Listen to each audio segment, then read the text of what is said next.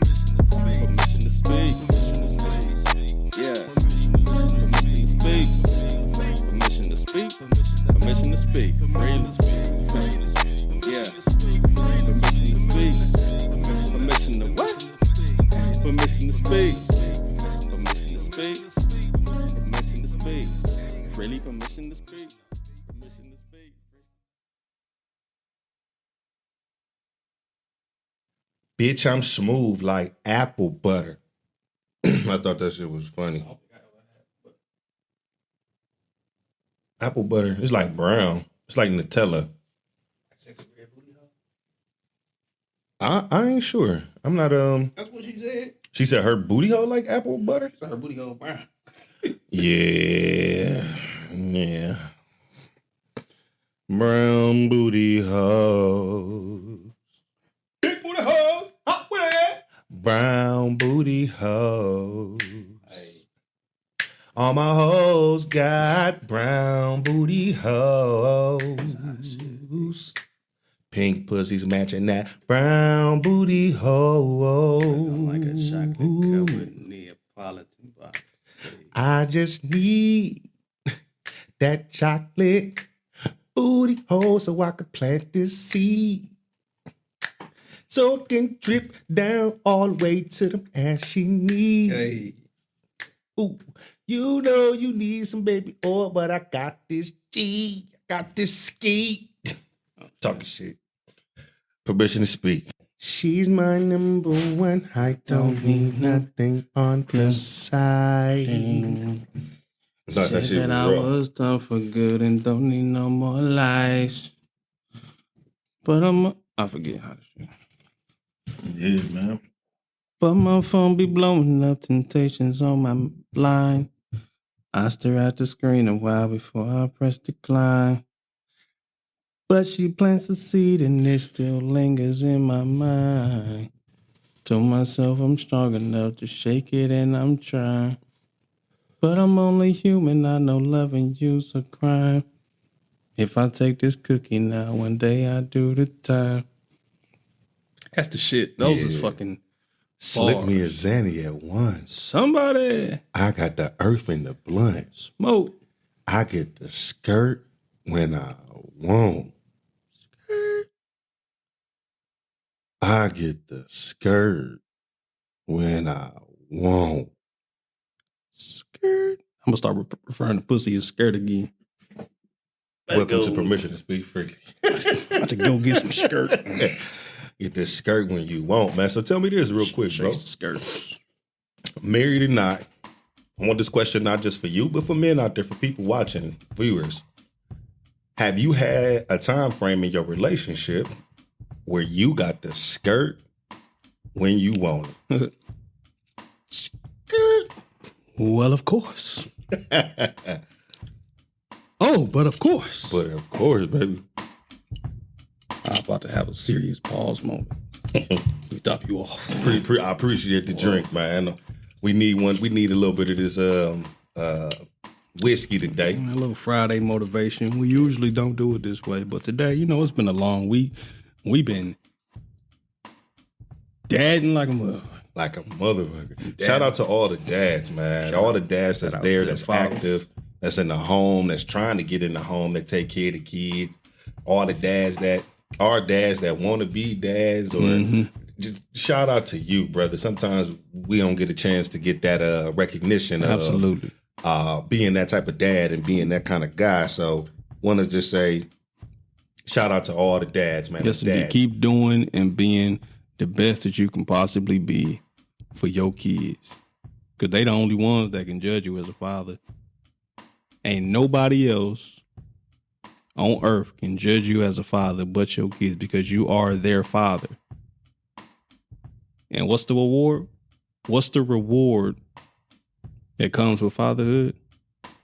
My children would go through it just a little bit easier than I did. That's a fact. And when you get to see your kids be parents, that's when you know, hopefully, I did one hell of a job. For sure. So I'll say this real quick, man. My Uncle Tony, Anthony Brooks, shout out to Anthony Brooks, love you. He had said to me one time when he had came over when we had KJ, man, and that was, I'm 24, maybe, still fairly young, but at the cusp of I might be You was 24 when you had KJ? I think I was like 24. Dang. 24 going on 25. Hey, you know what? You're right. Yeah. I was 20. That sound about right? Yeah.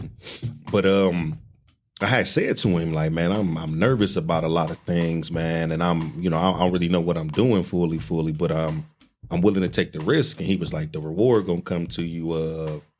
He like, you going through a fatherhood like this, you don't really know, you making them decisions, so on and so forth. He like, but your son gonna go through fatherhood like this because you're giving him an image and something to see. Giving him that role model. You can express, even just from my own things, man, you can express to me and tell me all day long, like, this is what you should do, this is what you need to do. But I also need an example. You know what I'm saying? I need something to be seen for me to feel like, oh, yeah, this is okay. Oh, okay. Yeah, all right. More than just the verbal manual. I need a visual, man. So, sometimes I hope to be that myself for my kids. For sure, man. You start to pick up a lot of things. And I think like we spoke before on the pod, we didn't have that in the household, but we had it outside of the household through uncles, different family members, or what have you. But it ain't nothing like having that figure in the home and on a day-to-day basis. Even when it comes to small things. When it comes to small things. So my dad, he could cook too. Or I saw the way he was affectionate with my mom. So I pick up those traits and I'm affectionate the same way towards my lady and doing those small things like rubbing backs, random kisses on the cheek. It may be gross to you when you were a kid. Ugh. Scratching the scalp. I like to scratch the scalp. Scalp scratch. That's the ape in me. Scratching the scalp. Oh. My dog. But yeah, man, having that example in the home and being that example in the home and knowing, man, they watching us. They watching us like a mug, man. Being the role model to our sons and the examples to our daughters. Because when they grow, they looking to find a man like you. So be careful. That's good or bad. Good or bad, yeah. Good or bad. If you ain't, all right, she gonna be attracted to ain't. Potentially. That ain't what you want. Hopefully. Potentially she does not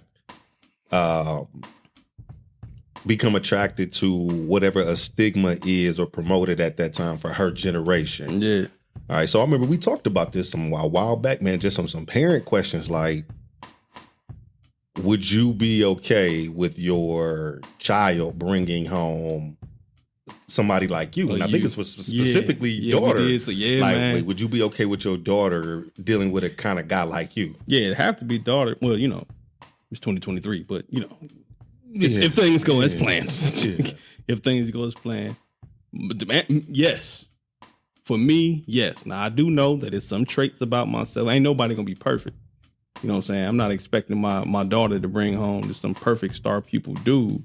And when they're having their issues, I would even like for my future son-in-law to feel comfortable enough to come with me and say, I don't know what I want him to call me yet. Call me dad, pops. I don't know. I ain't sure. I'll work on that. I got time. Yeah. But I would want him to feel comfortable enough to come to me. Whether he has a father of his own or not, I want to be a figure to him as well. I don't want to be just treat my daughter. I don't want to be Diamond Daddy from Players Club. You know what I'm saying? It may start off like that, but after he comes to the range with me. You know what I'm saying? Would you be like the Marcus Burnett from Bad Boys 2? Who the fuck are you? I'm Reggie. I'm here to check out Megan. What? I'm Reggie. I'm here to check out. All right, Marty. Yeah. Who the fuck is that? I heard the nigga say his name, motherfucker. Reggie. It's Reggie. The fuck is Reggie? I'm Reggie. I'm here to check out Megan. Yeah, I heard the motherfucker say his name's Reggie. He had to take Megan out. Hey, shook my nigga. Shook the shit out of him, man. In real life, I heard that scene. That shit was 100% improv. Little dude, little Kawhi Leonard looking dude, ain't know what the fuck they about to hit him with, man. They hit him with, man, that shit fucking hilarious. Hey, man. he did look like Kawhi Leonard, though. I'm here to take his daughter out. Like, I heard what the fuck nigga said. You ever make love to a man? No. Can you fight? To? No, sir. Man. So I'll say this, even in that scene right there, man, we always said, like, if we had daughters or me growing up, I got sisters, that we was going to do that to the guys that came through check the tone of these niggas. Do you know, just speaking of movie scenes, had you seen Den of Thieves? I seen bits and pieces, but no disrespect to the movie because I feel like it's an all-star cast. Yeah.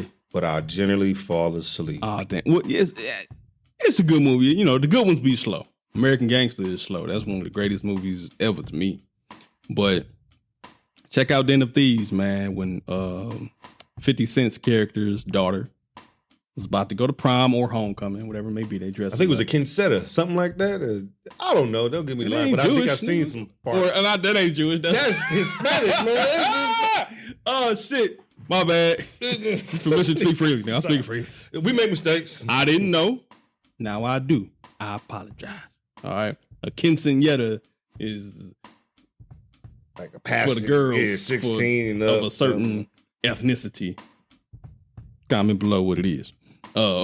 Said I'm thinking about bar mitzvahs and shit. Do they have Jewish bar mitzvahs for the girls? I know it ain't called that. I don't know. Yeah, me neither. I ain't Jewish. Yeah, me neither. But I do is Jewish, somewhere though. I might be. I don't know. But I do recall that scene though. Yeah, you know, he come in, she meet him.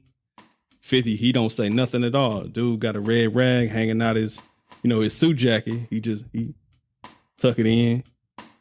Said, let me talk to you real quick. Bring him into the garage. All the homies out there. Don't nobody say nothing. He said something along the lines of, for the last 16 years, it's been my responsibility to take care of that little girl in there. And for the first time, I'm passing that responsibility to you. And if anything happened, let's not find out. You could be back by 10 or some shit like that. Locked, loaded, dope ass scene. Hunting your motherfucking ass. Now here's something that, and I want to bring it back. I want to get back on topic, but something that my wife and I talk about frequently, and I act a fucking fool today, okay? And I'm not double standard with this shit. When my kids are at the age and say they're away, they go to college or what have you, and they come home for the holidays, you and your girlfriend, you and your boyfriend are not sleeping in the same room in my house. Y'all could either go to a hotel, or we could set her up, or she could sleep in your room and you can sleep, or he can sleep in the living room. You know what I'm saying? Y'all work it out. They sleeping at nah. All right, this ain't motherfucking This Christmas. Yeah. With Devin and Lauren London's character. And fuck that. They weren't supposed to be sleeping together. They did have them in a separate room, but they snuck anyway. But me and my wife talk about this shit, and she disagrees with me. She wants me to be welcoming and cool, if you will. And I would love to give her an opportunity to speak at the same time. But nigga, no, y'all can either get a hotel, but y'all are not. Okay, they going to bed. You ain't gonna be no fucking in here. Ain't gonna be no fucking at night. Ain't gonna be no fucking. You know what I'm saying? Right? Not at all. I know what the fuck I was trying to do. It ain't gonna happen. Rather with my sons or my daughters. So I was gonna say that, man. Like just thinking of it myself. I got to see just KJ interact with his little with his classmates at open house the other day. Shout out to the Berea school system. But some young lady came up to KJ and was just like, "Hi, KJ, hi." And I could see him like, "Hi, it's girl," like but blushing. You know what I'm saying? But very much showing like kitty interest. You know what I'm saying? Man. Kitty interest. But as he grows up, he's going to become more mature. He's going to become more handsome. He's going to become them adult feelings going to kick in. Them adolescent things going to kick in. So I agree with you as the dad and the one who they're going to point the finger at the house in the house anyway if some shit happened. I'm not about to give them the privacy to do some shit. Not at all. I'm not gonna give. I can be welcoming. Hey, let's play pool. Let's swim. Let's go out to eat. Gun range. We can fall asleep together here on the couch. But hey, I'm one of them. Like, hey, babe, go lay in the bed with her. KJ, you gonna come sleep in here with me? Yeah, we gonna spoon, nigga. You ain't about to be fucking in here, nigga. Me and you gonna lay up, and mommy gonna go in there with her. I do not plan on being that cool of a motherfucking parent. Y'all go get a hotel and know I'm not paying for the shit. You know what I'm saying? Or you can sleep on this pull-out couch. I can set you up in here. You sleep over here. If y'all nigga, I'm gonna be patrolling that night. I'm gonna be fucking patrolling. You know what I'm saying? Mm-hmm. Got me a flashlight just for y'all motherfuckers. I do not. What you say about your light? What you gotta shine somebody. Gotta shine somebody. Gotta shine somebody. I'm patrolling like a motherfucker. You know what I'm saying? I do not plan on being that cool of a parent. I don't give a fuck. And you see, my wife, she disagrees with me on this. And she actually let me know that she would counter what the fuck I'm saying. Now, this is where shit gets uncomfortable. Yeah. Okay? Because I can be cool just setting a boundary in my house. Now, look here. It'll either be accepted or it won't. Don't make me act a fucking fool in here. Because now I'm going to ruin Christmas. What is it? I cancel Christmas on your ass. I cancel Christmas in this bitch. Let her sleep in his bedroom. He can take the couch or swap however the fuck y'all comfortable. Well, however y'all won't be together is fine. But let me feel the slightest of disrespect. Canceling mother. It's about to be real uncomfortable in this bitch. It could still be cool. Listen to me and respect this boundary that I'm setting. Or set it off in this motherfucker. I'd be the Grinch. Yeah. So let's calculate this in numbers, man. You know, we both numbers guy. We analytic kind of guy. I got a few years, man. So it will show a discipline of the children because they'll still be the children, still our kids. We all 19, 20 years old, coming home from college, you know, just that age. For sure. That's 9 years from now. Yeah. We all somebody's children. Yeah. You know, there's still somebody's child. However, you know, you got to wait your time and turn for certain things. So when them children come home from school or wherever they from and they trying to get comfortable up in that bed, I as a parent, as a father, I know just things that I've done as a young man of 16, 17, 18, sneaking women in the home. Mm-hmm. Yeah, just sneaking. Remember, that's sneaking. Ain't got no cutty. Yeah, man, we sneaking. So imagine you're giving clean opportunity. Hey, you guys need anything laying in there? Any extra pillow? Y'all all right? Any extra blanket? All right now. Good night. No. You are aiding to become a grandparent. Especially if they're not married, man. Granny Dukes told me one time when they was young, she had to get, her and her husband had to get married. Her parents was like that. Well, his parents, I'll say. His parents was like that of, y'all can't be laying in the bed together if y'all not married. So they had to go get married to go lay in the bed. It was just kind of one of them That's things. how it is in my auntie house. When they had the guest room, if one of their daughters was staying over, hey, he got to be out here. Y'all go somewhere else with that shit. You got to have a boundary. Yeah. You know so we're saying with us with numbers. So take it back to numbers. If you mean to tell me out of 24 hours of the day, and we just going to say average between 6 to 10 hours of sleep, you cannot discipline yourself not to be next to this person for 6 to 10 hours of sleep, knowing you can control that. You go to bed 4-5 hours and then get back up and do your own thing. But meaning like, hey, man, we really going to have a hassle with the rules of the home of, hey, man, y'all can't sleep together in the home. Like, y'all could wake up and cuddle on the couch all motherfucking day long. I ain't about to give you the access to be just doing shit. You know what I'm saying? Especially at that young of an age of like, what they say, young, dumb, and full of cum. Yeah, and I don't give a damn if you an adult, 18, 20, because we talking college age. That ain't adult. We talking adult, but we talking legal. Yeah, adult. so legal. So I don't give a motherfucker. Freedom speakers, for all the kids who listening, because that's 18 and up, we got explicit information on this motherfucker. We talking to you too. You are not goddamn 18.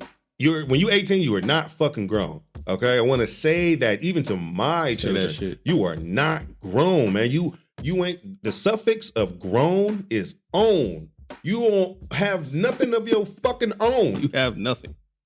You don't own shit. How dare you try to make life decisions and run out into the world without any goddamn practice? Don't do that, man. I'm speaking from my own experiences. Hey, man, I jumped out there and had to go back for a little bit, but once I hit the streets again, I was gone.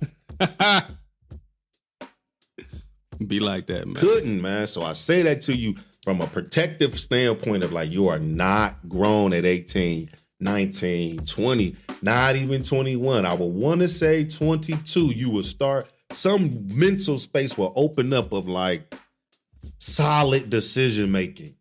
Making a solid decision and sticking to it. Not wavering from it, man. You ain't had enough experience in the world yet to really make solid decisions at 18, 19, 20, man. You just now hitting that road of going out into the world. Yeah, you just getting your feet wet. Just getting your still feet got wet. Similac on your breath. Still wet behind the ears. As they say. Still green around the gills.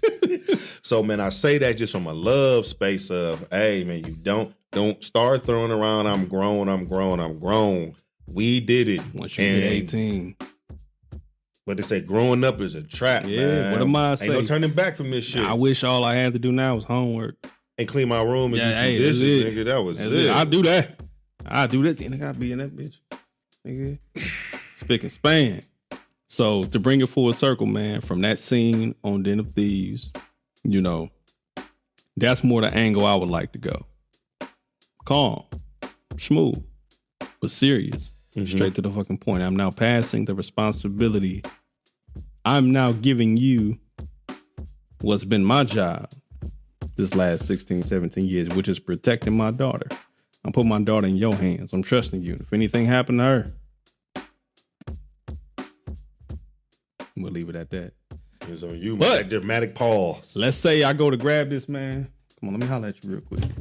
You know what I'm saying? And I get some resistance from my woman in particular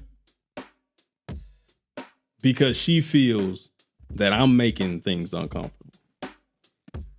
If you put me in a situation where now I need to battle for my respect, that's when it's gonna get uncomfortable. Yeah. Let me holler at this young man real quick. I ain't about to hurt the boy. I ain't pulling no guns on. Oh, let me say this.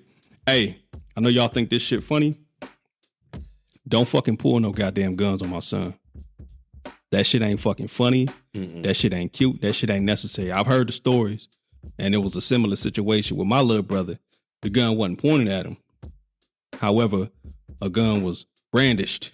You know what I'm saying? The fuck is you saying? You know what I mean? We all protectors. We fucking know. You know what I mean? But I've seen the prom pictures. Don't point no motherfucking gun at my motherfucking son. I don't give a fuck if it's loaded, unloaded, nigga, fake, BB gun, cap gun. Don't fucking do that shit. And that's to my future in-law. Don't do that shit. Because of Uncle Juan, not at all. It's chitty chitty bang bang, nigga. That's what it's gonna be. Straight up. I had to put that out there, man. Public service. I hate seeing them photos. You see them around prom season. Yeah. You know what I'm saying? The father of the young lady taking a picture with the prom date. You know what I'm saying? Kind of got the gun with, hey, nah. Hey, and them be the loosest ones. Not at all. You know what I'm saying? I ain't been to prom in like 18, 17 years. I don't know. It's been a while. Your math. Like 36. They're like 18 years. 2007? Nah. Six? Yeah, six. Six. Yeah, 16. It's almost 26. 36. 17, about 20 yeah. years. About 20 years. 17 anything? It's up there. 17. 06. 17. 2027 16. minus 3. 26. No, get 3. Yeah, 17. 17. I need to stop drinking. Whatever it is. No, don't do that. Math is normally my strong suit, but I'll be counting on my hand. Not off this. This is whiskey. This is some good. This is aged in the barrel. I forget what it's called. Of 1,000 men. What Thor say? This is, on Age of Ultron. Give it up, Blondie. We go to the basement. They have barrels of Asgardian mead. Good shit.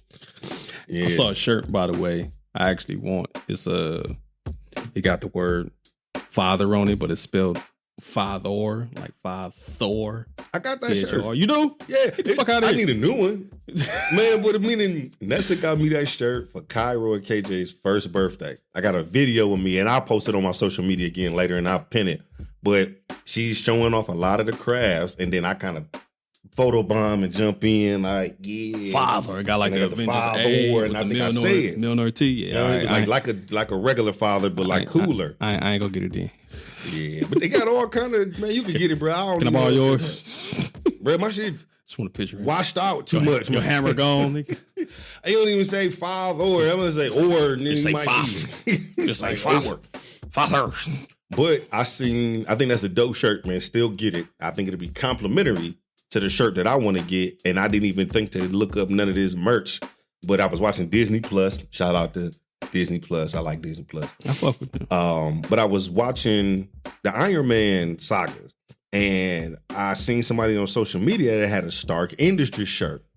And I was like hey. Straight company shirt. Yeah, that's hard. I was like, hey man, I'll rock that. It was like a t-shirt or it was like a polo with the little logo? Regular t-shirt, but it had this the screen printed like Stark Industry. Oh, yeah, I used to work there. And I'm like, oh hell yeah, you don't know I like Iron Man like that. Nigga, I get a Stark Industry shirt and just put like staff on the back. Put happy on the back. I am dedicated to a safe work environment. Some shit for sure. Some shit like that on the back. That's hard. Hey, I put in the back of mine like I just buy everything, pay for everything. Yeah. Hey man, you know what? Fuck it, man. Speaking of Tony and father and shit, man. Who are you in the MCU and why? Oh, that's a good one, man. That's a good one. Who the fuck are you? So, well, I'll start off saying this, man. The MCU, and it's a quote of yours I use. The MCU. Hey, hold tight. Can we do this first? Can we do top 3 Avengers first, and then who are you and why? Okay, yeah. Top 3 Avengers. One, I am Iron Man. Iron Man is my favorite character in the MCU. I'm part of the Avengers as well. Next would be Thor. Thor is my guy. We got hair, beard, got siblings. He's a guy. I'm guy-like. And then next will be Black Panther because of his tight relationship with his family, his sister, how that dope relationship is. And just because, man, I love Chadwick Boseman. Like I love the art of what he's done, legend, man. So that's just that. And then gone too soon. The Hawk is an honorable mention. Just the old me of no words. Because your shirt is green. That's a good one, man. But just my temper, something I used to I can recognize with myself. But you don't want to see me when I'm angry. You just the honorable mention of like, go. I could be a spark plug. So what about you, man? Tell me about you.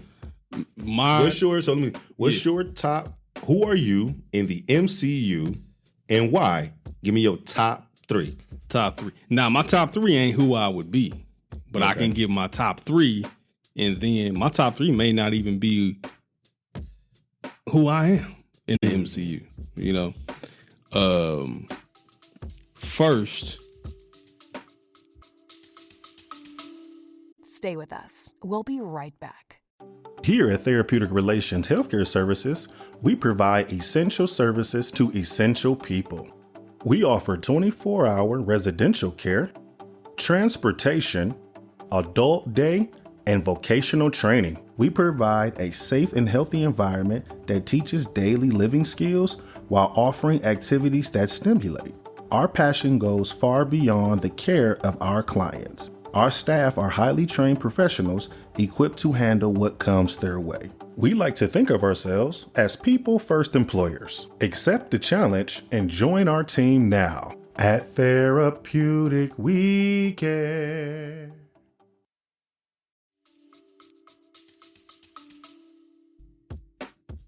We talking MCU, not necessarily the Avengers. Nigga, I'm Thanos. Half you bitches need to go. fuck y'all. Nah, I'm bullshitting, man. But like real shit though, man. I do respect. Well, we could be getting on me about this shit, man. You know, I'm naming my truck Thanos. Name gonna be Thanos. I think I'm solid. I'm concrete. My truck name gonna be Thanos, nigga. Snap on you niggas. Anyway, I respect Thanos. Not just as a villain. It'd be weird to say I respect him as a father. That'd be some weird ass shit. Nigga threw his baby girl off a cliff. It's fucked up. He stole her. He kidnapped the shit out. Look, that man or that Titan, he was about his purpose. He stopped at nothing. He had a plan. He executed that shit as far-fetched as it seemed. You know, no being has held not only one, but two Infinity Stones. Louder than nigga shit, you know. So just off that, man, Thanos MCU top favorite. I just go character. I know I'm an Avenger for life, nigga. Throw my A up, but Thanos, man, I respect that character, man. Now, Avengers, Thor.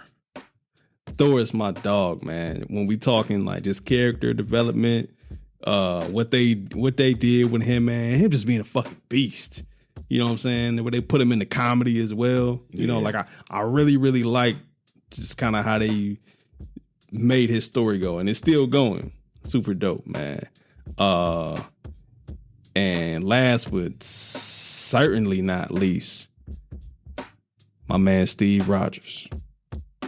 Cap. The Star Spangled Man. Yeah. That's my dog, man. Cap. Who actually held. I'm about to geek out. All right, I'm with you. Come on. Cap slowed Thanos up a little bit. He slowed him up a little bit. When you go back to Infinity War, and Thanos was coming through Wakanda, smacking the shit out of everybody. Starting with T'Challa. You fucking dismissed that nigga straight out the movie, like for real. Threw that nigga to the side. You know, I think nigga Bucky trying to shoot and shit. Nigga, get your bitch ass out the way. Fucking Falcon tried to come through, shoot some shit. Get the fuck out. Nigga started throwing balls on bitches. Get the fuck out. He made it to Steve. Nigga tried to hit him with some shit. He had Thanos by the pinky and the thumb. Nigga holding this nigga off. If you look at Thanos' face, Mm-hmm. you're like, the fuck? It's something that's different Nigga, here. You human. Yeah. You are a mere mortal. How in the bitch? Yeah, hit him with got him with the right cross. Hit right him with cross. the other man, but you know, I'm definitely Cap. I'm Cap, so I ended up being in my time, nigga. I'm Cap. When Thanos was nigga whooping on Thor, Tony, and Cap, that trio, nigga, cold, unfucked wittable. And with everything Tony and Cap been through over the, you know what I'm saying, Civil War and all that shit, nigga, they got like a love-hate relationship. It's like, you my partner. Like, nigga, like, the Avengers like both of ours. We just keep it in my house. For sure. Yeah, it's like, I thought I wasn't even invited. Yeah. Like I thought he didn't make the cut. Yeah, man, with you know, and then even the connection with, you know, Howard Stark, you know, kind of being responsible, at least partially, for the development of Captain America. Mm-hmm. And understanding like, hey, my father made you. You know what I'm saying? All respect. This is the guy my dad wouldn't shut up about? Yeah, you know what I'm saying? Which, you know, Howard thought that, you know, that was the last little bit of vibranium on Earth in that shield when he gave it to Cap, or Cap picked it rather. But, you know, and then Cap keep losing the motherfucking shield. Civil War. I think, well, the Wakandans made him another one. So I really don't know what happened after he dropped it in Civil War. When Cap dropped the shield in Civil War. Ooh, I need to go back and watch. Tony gave it back. The shield back at Endgame. In Endgame. Because he pulled up. That's one of my favorite scenes that are in there. That two men they went to go see Tony about time travel. Yeah. And he was like, no, man, I can't. But when he ended up figuring it out, he ended up pulling back up in the alley. Trunk, dumped the stuffed animals and shit off of. Why the long face? Huh? End up pushing lane through time through lane. But this is my nigga. Like, let me guess, you turned him into a baby. Such a fucking amongst brilliant other things. asshole. Yeah. This is why I'm gonna tell you. This is why he my nigga. Yeah, man. for But sure. in that relationship of theirs, knowing like they didn't been through some things. Yeah. He clearly nigga, told your me best friend killed my parents, and you defending this nigga? Let's put it in nigga context. Yeah, like what? Nigga, this nigga killed my mama and daddy. Nigga, you defending this nigga? You throwing balls with him on me. Nigga, we done same motherfucking the planet together. Nigga, you defending this nigga? Kill my mama and daddy, nigga. I saw the video, nigga. Like, did you know? Did you know? I need to, man. That's one of them best scuffles to me, man. One of them weekends. Yeah. But in Endgame, I want to say, don't quote me in the movie, but I think it was Endgame when Tony pulled up in the Audi and he was talking to Cap, and he had told him like, man, hate is corrosive and I don't like it. And he was like, man, but they was able to just say with their piece. I'm gonna have to go back and watch it so I can quote it word for word. But it was one of them like, hey, man. There's so many gems you got to catch. But what I'm trying to put my finger on is in Infinity War, Cap was given a shield by the Wakandans. They made him another one. And get this man a shield. You remember that? Yeah, he had the that little thing. Right. He had them joints and he was just beating ass. You right. But in Infinity War, Endgame, it was kind of a shield shaped one, like a police badge or some shit. Yeah, but he kind of wore it on his arm. Okay, gotcha. I remember him like, let's go. Had like some pointy shit on it. Yeah. But in Infinity War, when Tony gave him back this shield. Endgame, yeah, my bad. He dumped the stuffed animals off it. You not tell everyone? They bring one for everyone. Yeah. They bring one for everybody. They bring one for the whole team. We gave it back to him, and it was one of them like, yeah, it's my name, man. Straight up. So he lost it again when they was battling at the end. When Thanos fucking blew up the Avengers facility. You lose this again, I'm keeping it. Yeah. Hey, that shit. Yeah, man. So tell me, out of your top 3, who are you and why? Out of my top, I'm Cap. I'm definitely Cap, man, because nigga, I can do this all day. I can do this all fucking day. It ain't nothing I ever been through to where, nigga, I ain't get back up.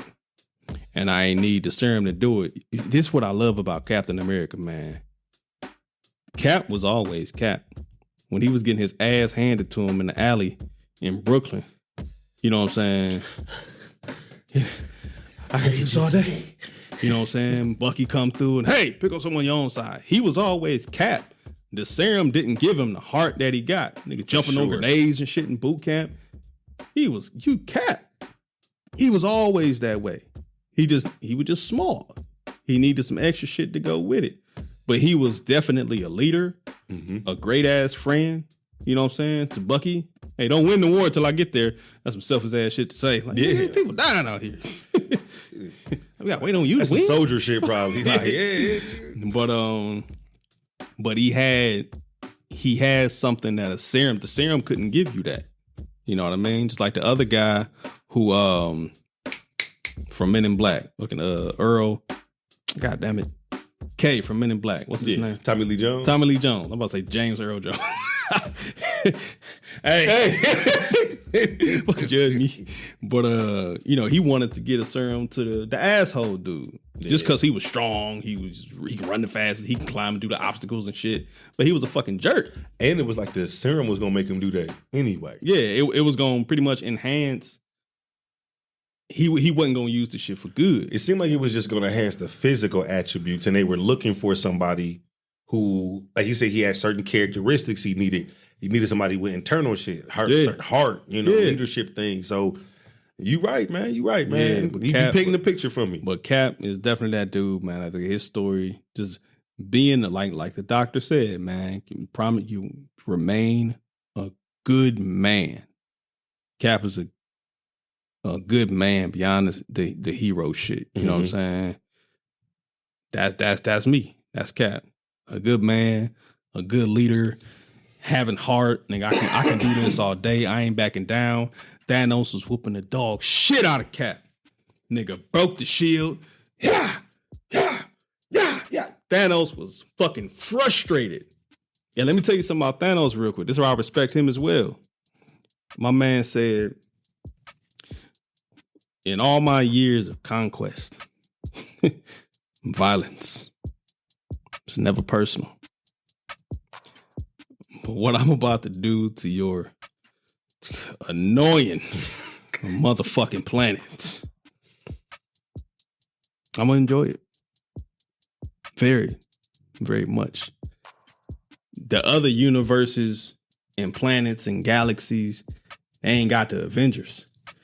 You Earth motherfuckers is annoying. Y'all fight back, and y'all fight back good. Good, yeah. Y'all, everybody else is fighting back. Y'all fight back good. Y'all done traveled back through time and got me here. I ain't even know I got the stones, nigga. I'm still 7 years younger. Yeah, y'all annoying. Said you hold on. What he said? They're not trying to stop something I did. They're trying to stop something that I already have done. Yeah, they're not trying to.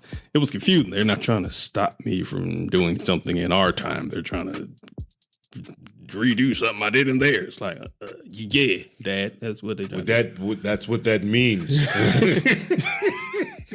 If I die. But no, man. But yeah, man. Respect to Thanos. I'm an Avenger. Don't fucking kick me out, nigga. Throw your A's up. I'm a fucking Avenger. But Thanos. And did you know they have like the comic awards? They gave the villain of the year to Michael B. Jordan, Killmonger. Oh, yeah. That's a dope. That's a good. Hey, I love it for the culture. Yeah, I love it for man, the culture. that's a dope one. Because, with him being a villain, it's almost like, was he a villain? You got to understand the villain. You know what I'm saying? Yeah. The Joker, Two-Face. You understand why they were how they were. The villain has just as much passion as the hero. For sure. Okay. They believe their way is right. Absolutely. And they're willing to fight for it, man. But you're right, man. Killmonger was he really a villain? You know what I'm saying? Because he was kind of like, yeah, we here to see Black Panther, but I understand what dude talking about. Yeah. I want to hear more of what he got to say. Yeah, man. I have a theory on and I love the movie. I love the Black Panther movies. Not so much the second one, but the first one, definitely dope. We could talk about that too. Where the second one was kind of I know Chad had passed, but I feel like they kind of snatched something from us as a people with the second one. But in the first one, I imagine that Prince Njobu, Eric Killmonger's father, he was sent to the United States, to California, to Oakland, in which we know is where the Black Panther Party originated. Bobby Seale, Huey Newton, that's where they was from. He's sent there to be a spy. Now, this was in the 80s, late 80s, early 90s, because Too Short was playing in the background. The music always gives you the timestamp. For sure. In movies. What song? I know that song. That's to give you the setting. That, whatever shoes they wearing, the poster the on cars the wall. that's parked on the street. Like, oh, that's the 70s. Okay. You had Too Short playing. That was like late 80s, early 90s. Okay. Eric Killmonger is a a kid playing ball, down from the apartment complex. I imagine that his father ended up falling in love with now at this point, the Black Panther Party is no more. Huey's in jail. Niggas beefing and shit. You know what I'm saying? Everybody dispersed. Folks got killed, a bunch sent to prison. You know what I'm saying? Like, the Black Panther Party is no more. You still got the new African Panthers. And matter of fact, shouts out to them, man. Shout out to Fred Hampton Jr. But and the Cubs. I imagine that Prince and Jobu fell in love because what was Forrest Whitaker's character's name? His spy name was James, but you know what I'm talking about. He just did this. Stripped away him. He said your uncle fell in love with an American woman. I imagine that woman to be the daughter, or perhaps even daughter of a Black Panther who was possibly incarcerated.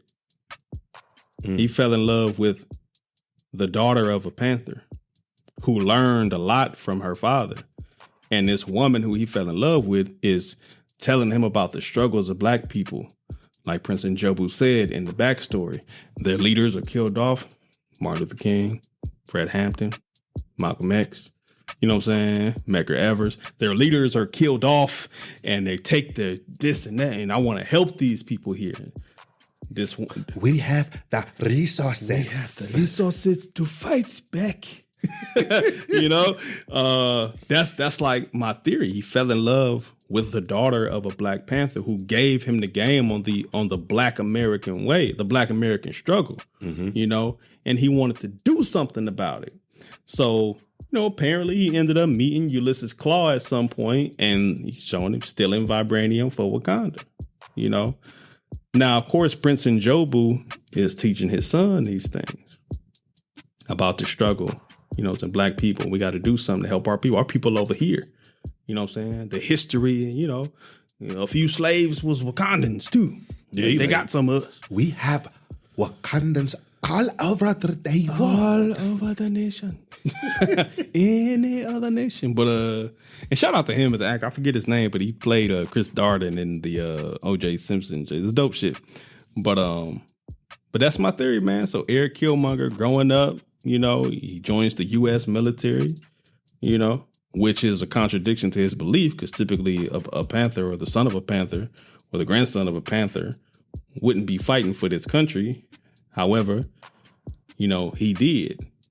Yeah, and I want to say he said in the movie, like, don't quote me, I have to go back and watch it, man, but it was like he did it purposely so they can make him as dangerous as he could be. For sure. You know what I'm saying? The training, you saw all the kills when he first showed Claw, I ain't scared of no Brandon.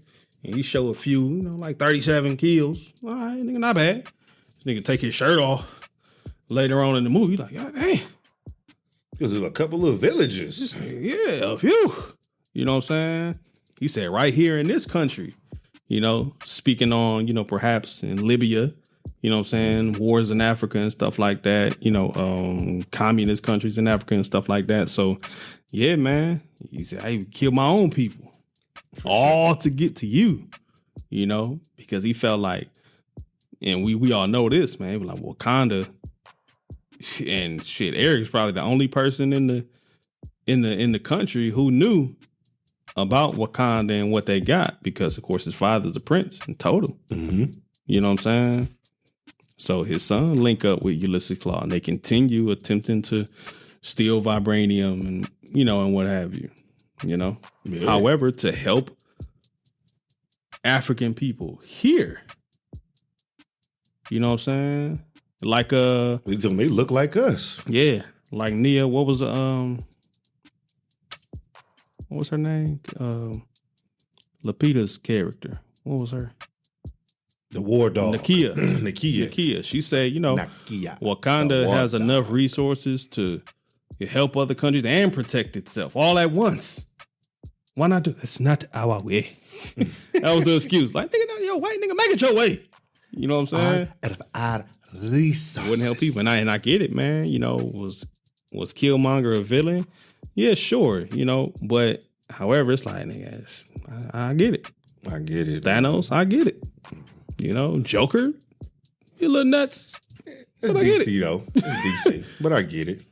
So I'll say this, man. So to round it out, I got my Tony. Iron Man is number 1. Thor is number 2, and Black Panther is number 3. And the reason that I say that I'm Iron Man, I'm Tony, is when I go back and I watch the movies and I get to see how much of his personality, how he was.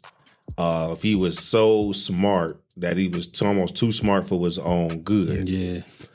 So I identify with that at the time. And he kept being compared to his father, of what his father's done, but he did continue and carry on his father's legacy. In the media, he had to keep defending what his career was, which was weapons. Mm-hmm.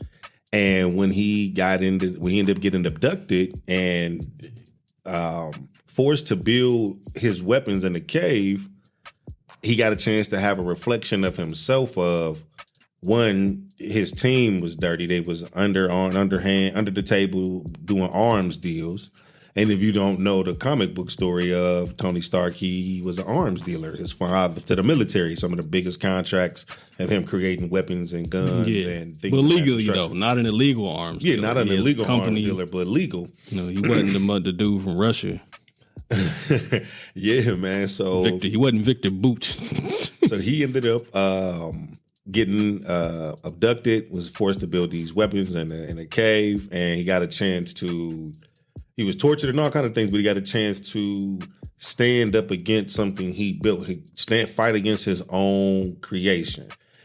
It's really like a me versus me kind of scenario then. And he wanted to not only at one point at the time he thought he was protecting the world and changing the world, and all he did was change his narrative because he still protected the world and saved the world. He just went into clean energy.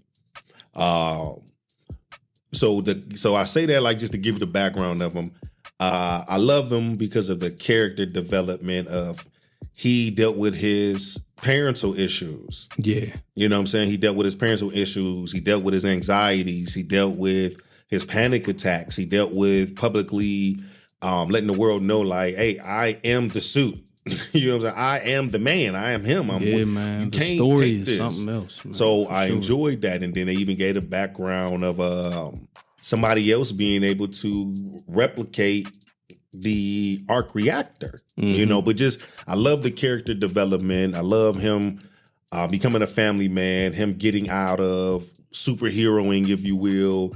He got his kids, and you get to see him humanized. And then, you know, being a bachelor, you know what I'm saying? The world's most eligible bachelor. He was a bop. He said, I take that suit away from you. What are you? It's a billionaire, playboy, genius, philanthropist. Philanthropist. All that shit. Black Widow. Yeah. I'm still some fucking body, Right. man. You know I'm what I'm still somebody. But I got this suit. But one of them was like, I made this. Tony Stark built this suit in a cave from a box of scraps. Yeah, that was cool shit right there. We're not Tony Stark. Everything special about you came out of a bottle. Like, damn. So which one of us is wearing a spangly outfit? And my nigga Stay has some talking shit. dope man. comebacks, man. Dope. So it's little sarcastic, humorous things that I like about his character that I find within myself. Yeah, and then like Robert Downey Jr. Who else could have been Tony, man? Like I know when things are what they are. Like who else could have been Jack from Titanic? No, but Johnny Depp. It would have been weird. But if that was how it was, we would have thought Leonardo would have been weird. Like, I couldn't see him as Jack. That's just how shit is. Yeah. If the alphabet went ZRQTPTH, we'd think ABCDEFG was weird. That sounds different. But like that's the way it's supposed to go. Nigga, ABCD sounds strange. Yeah. But shout out to Robert Downey Jr. because I couldn't imagine anybody else playing that role. I watched it was something on YouTube where they were talking in the first Avengers movie. They were on the ship and they were just discussing, I believe it was what to do with the not the orb, the sphere that Loki had. What's it called? The scepter. The scepter. Yeah. Trying to discuss they're just having a conversation. And not Tony Stark, but Robert Downey Jr. improvising is eating blueberries. That was not in the script. But Robert Downey Jr., while doing his lines, got this bag of blueberries, just saying his lines, eating. And then in having this conversation with, Thor, Natasha, Cap, he offers some to Dr. Banner. And Dr. Banner just being in acting would just grab some and while still just having a discussion. Yeah, I think you remember that. I remember that episode. Yeah, this is where I love DC. Like we touched on Joker and Scarface, also two other dope villains, Riddler, dope ass villains in the DC. But this is where I think like DC pales in comparison compared to Marvel. Still love DC, but when you go to compare the two, it's the character development. Like Marvel legit nigga start from scratch. We going back to the fucking beginning of everybody got their own and it just built up. DC's trying, still love, no disrespect to y'all, but the not personification, but just the human turning these heroes into just people eating blueberries. You know what I'm saying? Talking shit. Even Thor, the way they did with him and just, it being funny when he first is on Earth and fucking, I like this beverage here. I'll have another. Yeah. Give me a horse. That shit's fucking hilarious. Which way is south? Oh, then I'll walk then. It's like 20 something miles. Well, farewell then, friend. Which way? It's just the development over time, man. From Thor even being immature, if you will, as a prince when going to fight the frost giants when his father said, nigga, no. And he like, Dad, they ran up in our shit. Tried to steal the motherfucking nigga. We gonna let them do that shit. He go over there. The price with their lives. Yeah, against his father's will. And again, they was about to get their ass whooped. They was dealing with the frost giant. These niggas, they don't die, they multiply. These were acts of a boy. Yeah. Let this be acts of that of a boy. Your son came here on some bullshit. Basically told him, he's just a boy. He's just a kid. Just a boy. And imagine that. Imagine, like, you ain't think about it, but Thor, even though, say, at that point, he's maybe like 100 years old, but he really like 19. No, he's... I am 1,500 years old. So he was probably, let's say this nigga was... 900 years 13, 916. Yeah. But just like a younger man, but he's 19, 20 in human years. Right. But he a prince, you know what I'm saying? And he's ready to take rule because nigga Odin ain't going to fight these motherfuckers. He getting sick. This nigga got a heart condition. You know what I'm saying? We're not gods. We live. We die. You know what I'm saying? Give or take 8,000 years. Yeah. Exactly. Loki said, we something. Yeah, we something like that. Something like a motherfucker. But, just, man, shit like that. I can go on and on about the MCU, man. We talk about this shit all often. the time. Like I said, all the time. This shit, so I'll say this shit man, is like the Bible to me. For sure, man. So I'll say this, man. We'll dig deep in Tony. Pause. We'll break through the breakdown of Tony's character to me. Of why I identify with him first. Of one, he's just a smart, genius, brilliant asshole who's so sarcastic, can't take things fucking seriously. I think he kind of on a spectrum somewhere. He on a spectrum somewhere. Genius. Yeah, genius. He on a spectrum somewhere. But as he develops, you get to see him as a human. Like I said, he grew from being a bachelor all the way to a husband. Wong's invited to my wedding. Yeah, Wong was. So he grew from a bachelor to a husband to a father. Yeah. He was a workaholic, man. So I identify with that as a workaholic. He had this big view to save the world, protect the world, kind of self-sacrificial. And he always learns from his mistakes. And it's a guy on TikTok or social media. He's like, Tony learns from his mistakes. He learns from his mistakes. When it comes, I watched. You sent that to me. I watched that. That was actually pretty dope. That was pretty dope of how they connected. You didn't see or notice the development of all his suits. If you're just casually watching, some shit happened in the last movie. He fixed it. to be better. Mm-hmm. And then in the next movie, some shit happened. He fixed it to be better. Even when it came to he went from the iron suit, of course. Something happened. He ended up in space. He ran out of oxygen. Which one was that? He ran out of oxygen. Or It suit froze. Yeah. Mm-hmm. So he went. Did he go to the nanotech from there? No, not from there. Talk to me. This show. Yeah, it's my guy. This is my guy. But no, he ended up having to change to like and he said casually in there like, Jarvis, paint the suit titanium gold alloyed or something to keep with the frost.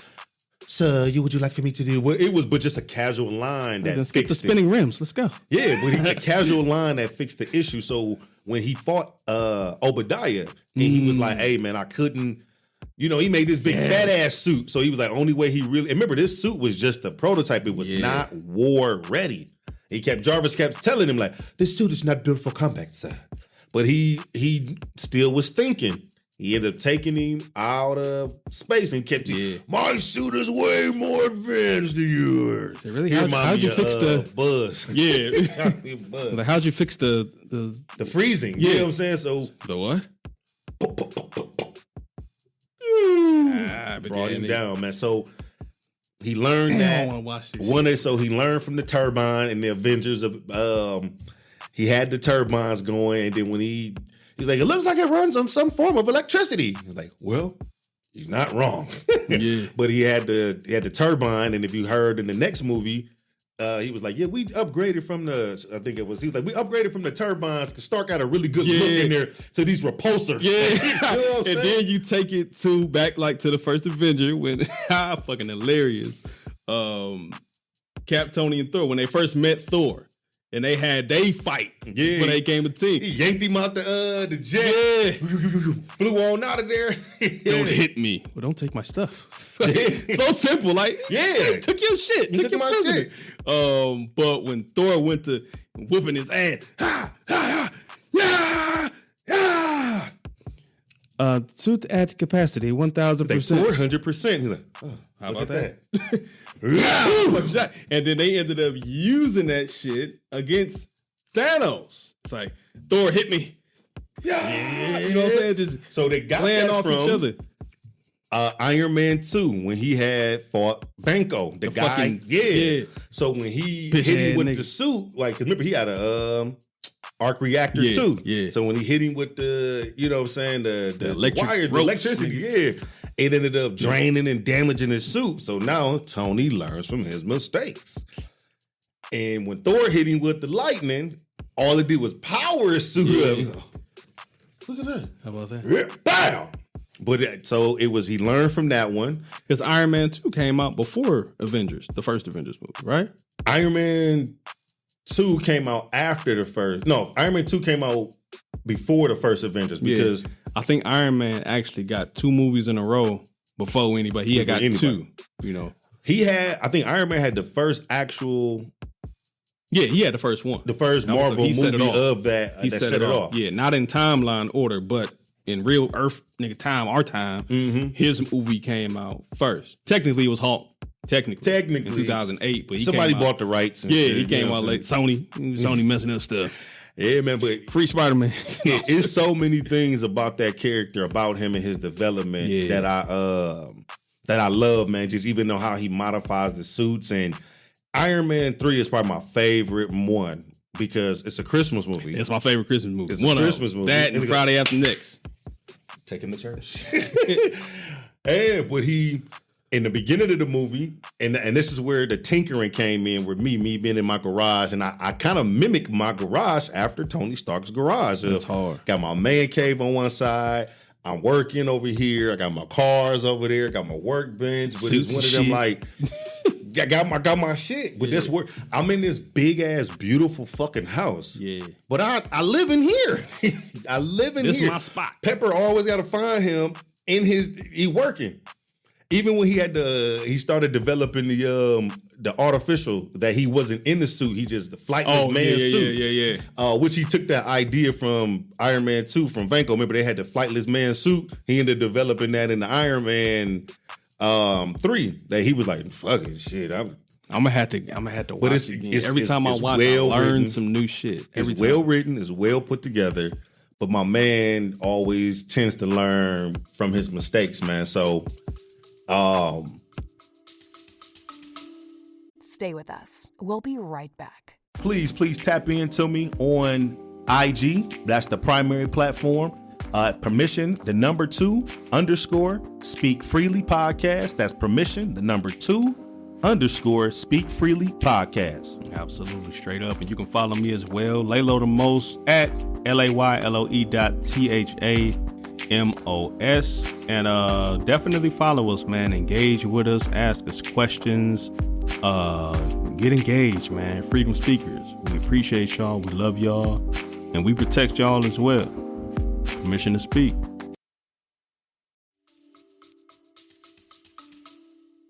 I enjoy Iron Man 3 because of he had to have a hobby. The world was like safe. He wasn't running the company. Pepper really pretty much made her was. CEO. So he in the basement just tinkering, as the phrase we use. He just, my mama and them say like, what Ken in the garage doing? I ain't out there tinkering. I'm just doing this, but I'm doing shit. And when time calls, it's like, I got the Iron Legion. I got whatever I need to call because I've been working on shit. Just, he said, everybody got to have a hobby. Yeah. You know what I'm saying? But hell of a hobby. He called in all of these different robots, and they came in to save Pepper. It's about to be a long night for me. He got a good relationship with Happy. You know what I'm saying? Happy ain't his. Happy his own man now. Happy is a dope character, man. Yeah. What's your badge, man? Where's your badge? He's like, I'm not the tech savvy guy like you. Like, turn it around. Yeah. But my man just always got the latest tech. He always developing something. He always got his hands on everything, man. So that's what makes me identify with him, man. And then War Machine. So I'll break it down to how kind of in my MCU, how I am Iron Man. In my MCU, I'm Iron Man. You are Cap to me. You are Cap to me in my Iron Man universe, in my MCU. We go to war with each other, saving the world every day. And I actually go by your lead of a lot of shit. On the book side of things, I do pay for a lot of shit and everything. It's just make everything look cool. Yeah, that's my. But you lead the people, man. They listen to me, but it's like I'll listen to you. Yeah, you know what I'm saying. So, and then Vanessa's Pepper Potts. She deals with my shit. She puts up with my shit. She's like, I want one of those. No. Oh, you talking about Natasha? Yeah. Like, I want one of those. No. But it's like, hey, man. Nigga sitting there drinking the water and shit. Used to just getting what I want, man. But she put up with my shit. She actually is the brilliant mind behind like a lot of my ideas and can really, like, Tony, you think, you're like, yeah, what if I could just, I could just stop. I remember when he took the arc reactor out and he needed her, her hands are smaller than his. So he needed Pepper to reach inside and pull the coil or the cord or some shit. She's like, oh, it smells. And then, it's just pus from. Yeah, something went wrong. And she started beeping. She's like, what is that? He's like, oh, nothing. Just send me in a mild cardiac arrest.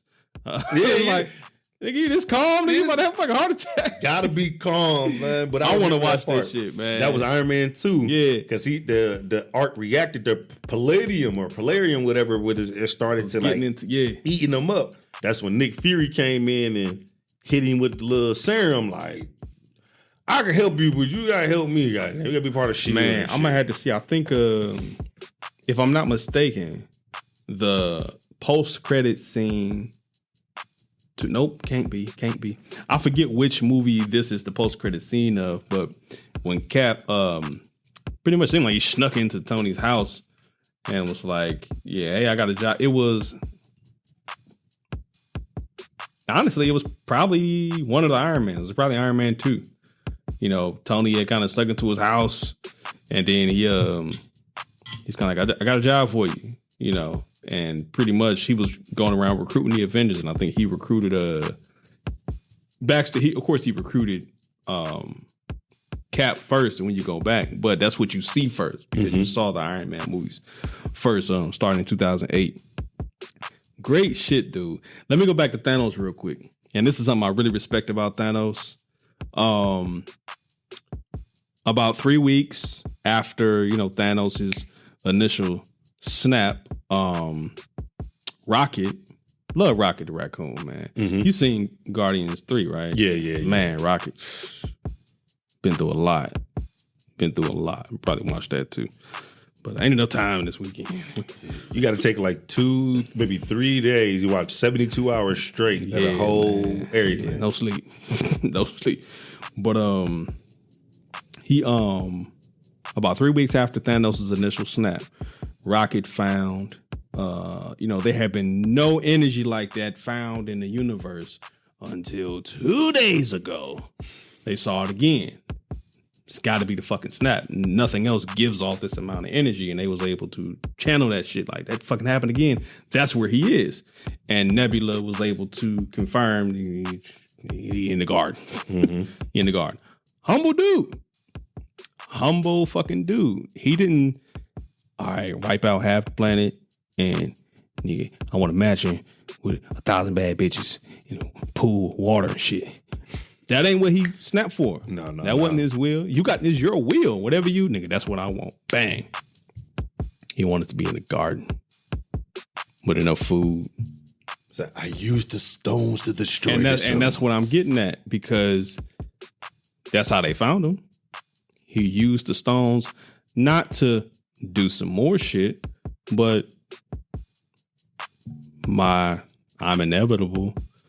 What I wanted to do is done. I no longer have a use for these. And I don't feel like going to put these bitches back like they do. I used, my will was to destroy them. I no longer have you. You could have kept them.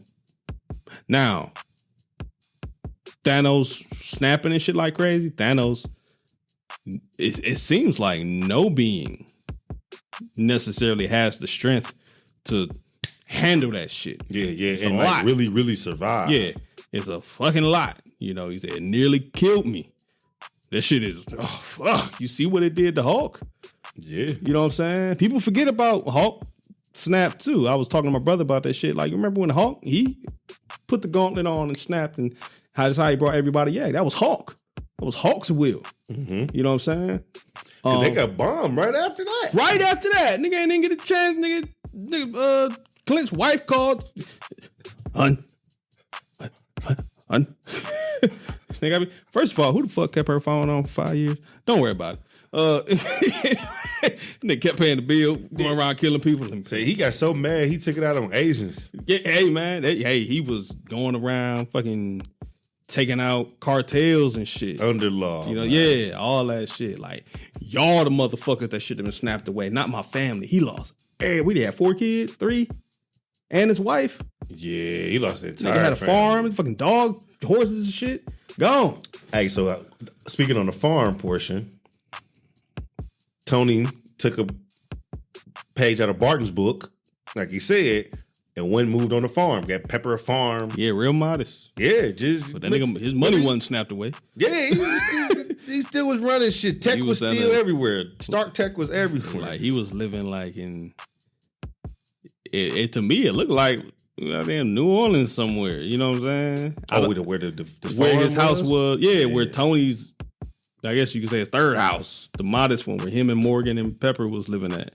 Nice ass house in Endgame. I don't know if it's in upstate New York, but I know they had the new Avengers. It just was looked like not New gonna be Orleans. No, I'm upstate. talking about his house. Oh, his house. Where Okay. him, Morgan, his daughter, and Pepper was living there. It was a modest house. Shit. This nigga's a trillionaire. Don't say that. Yeah. That's Yeah. mom's word. She coined it. Only she can say it. What are you doing up? I got important shit to do. That's what you do. Hey man, so I say that he did take a page out of Barton's book and built him got them a farm. Help me out real quick, man. What movie was that when they went to Barton's house to kind of lay low real quick? Which one was that? Age of Ultron. Okay. Because I really like that. And that's the personification of these fucking magnificent heroes. And what I also think is dope is that Nick found a spot for him and his family to lay low. Hey, man, this He for was you. part of the deal. Nick, a dope-ass dude. Yeah. Hey, man, I need you on the team. Well, I got a family, nigga. What do you need? Tony ain't had no family. Natasha ain't got no ovaries. Excuse me. Yeah. We know this. This was the script. Somebody else. Fucking Tony ain't had no family. Cap ain't had no family. Natasha ain't had no family. Banner ain't had no family. You know, like it was just them. They was Thor just single. family. They somewhere else. Yeah, well, they can. You know, they ain't nothing but a down away. You can just go back like out of nowhere. But Clint, he had a family. And the family. Kids is his and shit. It's like, hey man, how I'm supposed to be? Hey man, I got you a spot. It's for you. Nice little farm, acres and shit. Off the grid. Yeah. Nick got him a spot. That's a leader for you. That's a dope ass leader. Like, hey man, I need you. I'm gonna look out for you and your family. You know what I'm saying? Yeah. I just be part of the team. It looked like Nick. Let us give Nick Fury his flowers. For sure. Hey man, Nick Fury. Shout out to Samuel. Nick Fury is one of those characters. Like none of the Avengers lineup would have been the way that it's been. Yeah. He's the director. He's the director of it. You know what I'm saying? A director of S.H.I.E.L.D. Yeah. So remember, his recruitment was the Avengers. That's supposed to be his response team. And if I'm not mistaken, he knew because we're first introduced to Natasha Romanoff, Black Widow, through Iron Man 2. But she had a different name. And she whooped Happy's ass in the ring. Mm-hmm. But see, Nick knew who she was. She was Nick sent her in. Yeah, Nick sent her in to, you know, in a way, ultimately to help recruit Tony to be part of this team of superheroes that we now know as the Avengers. The Avengers, yeah. So he came through. Tony come through, do his thing, but Nick recruits Does that make him Natasha first. the first Avenger? No, I think she was with. Think about it, my brother. Think about it. But I don't know, man. So that's a good question, man. So I'll say this, man. It was a question that we were talking about not too long ago about when Thanos fought Hawk. And Thanos had on, and I was just watching it. I'm like, I remember reading in the comic books that's always like a heavy brawl because both of these guys are brawlers. However, you really read the comic book and even watch the movie of when they was fighting. Hawk was just smashing. He was and then he was let him have his fun. Yeah, the gun was about to jump in. Like, but he overpowered him back, but then was tactical, boom, boom, countering with him, boom, boom, hitting elbow, boom, body slammed him. But like a trained fighter, a warrior. They got hands. A warrior, like, compared to Hawk just smashing and overpowering. You got and that shows like, Thanos was on the battlefield with his army. You know what I'm saying? That kind of leader. And when Hulk went for Thanos pretty much like, I got this shit. And then it seemed like Thanos' right-hand man, hey, let him have his fun. He got this shit. You know what I'm saying? He got this shit. And like you said, him just being tactical, like, I got a theory on Thanos too. You know, and I think I told you this before, man. My theory on Thanos is that on his home planet, Titan, Thanos was part of, say, like the planet council. Mm-hmm. You know what I'm saying? They're going through some issues. He not the man, but he's on the board. He's on the team. Right. You know what I'm saying? I agree with that. He's on the team of leadership. He has a seat at the table, if you will, you know, with other important guys. They saying, hey, y'all, we running out of food and resources, not only here, but all over the galaxy. And that's kind of what it boiled down to. Thanos referred to what the resources and full bellies and shit. That's what it came to. Half of y'all go so the other half could thrive. What do humans need to thrive? Nutrients, energy, food, land. Shit to eat. Not enough for every fucking body. So, however, if he snaps away half of living things, it's also like half the cows, half the chickens, half the plants. The fuck we gonna eat? Anyway. I don't know. They saw some whales out, you know, Cap saw some whales. Yeah, that's true. He was like, if you're gonna try to make me feel better. Reason I say that is because, you know, the first thing that Scott Lang saw when he looked at the window was a bunch of birds, which supposed you to believe like that the birds also came back. birds are animals. So like, was half all the animals snapped away too? They saw the whales because the water was cleaner. You know what I'm saying? Yeah. Perhaps the whales. Less ships. The whales were sad too.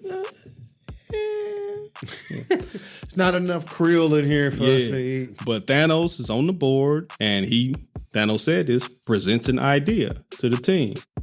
Hey, we can collect these stones. Let's kill everybody. Let's kill half. Half gotta go. Not only here, but every fucking where. Thanos said, they called me a madman. Thanos, you tripping, man. We can't do that. And he perhaps recruited a couple of folks, a couple of his goons that's probably with him. Maybe they was at the table too. Would you say, on my time, saving him? Yeah, and like, hey, man, we rocking with Thanos. Broke up the council, the Titan Council, the Titan, you know what I'm saying? The House of Representatives, if you will. Yeah, you know what I mean? Sure. Like the government that runs Titan, you know? Thanos left with a couple of niggas. He said, hey, fuck it, nigga. Fucked up Titan, killed all them niggas. I'm the leader now. That's what the fuck we gonna do to save not only this planet, but the whole goddamn universe. We gonna go collect these stones. We gonna do this shit. Well, remember, before they collected the stones, they just slaughtered. They just slaughtered people. Yeah, that was, They just slaughtered them. And that was the lesson. If you watch What If, that was not efficient. He kept using the word efficient because Black Panther in What If changed Thanos' mind. Like, hey, you ain't gotta do that. We can just snap and make sure it's more food.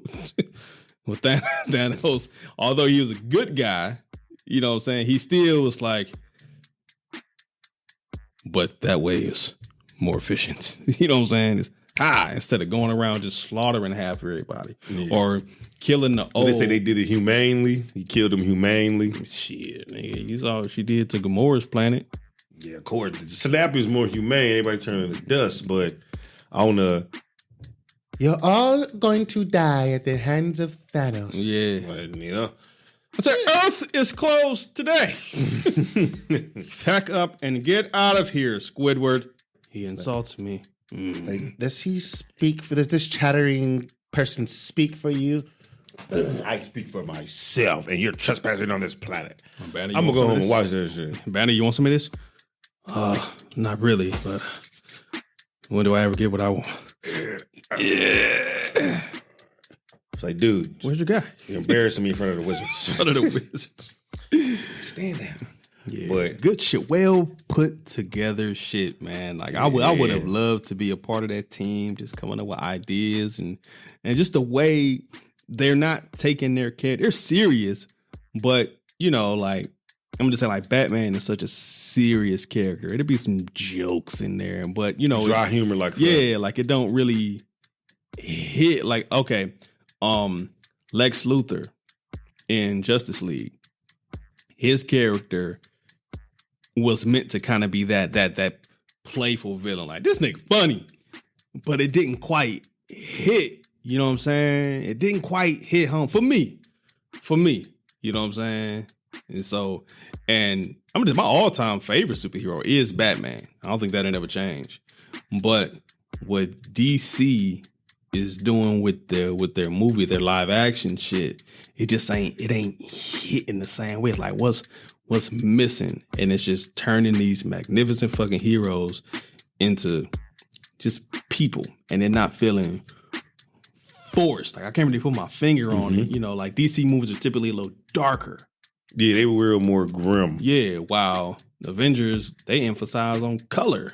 You know what I'm saying? Captain America, until it gets to a point, like even when you look at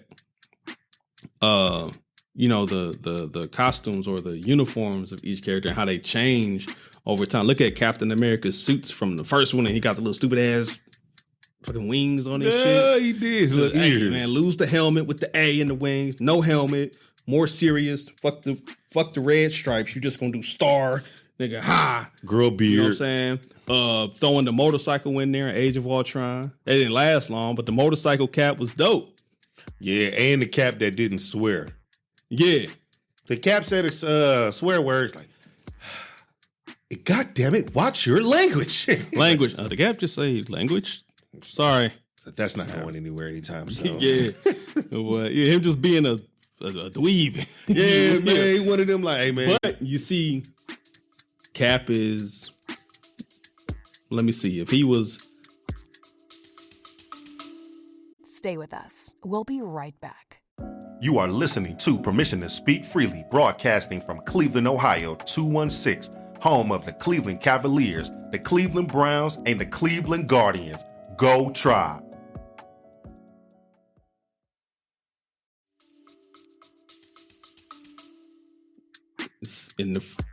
During the war, which he is went to the 40s, ice. he was like 18. Like he was in the ice for 70 years. He was in the ice for 70 years.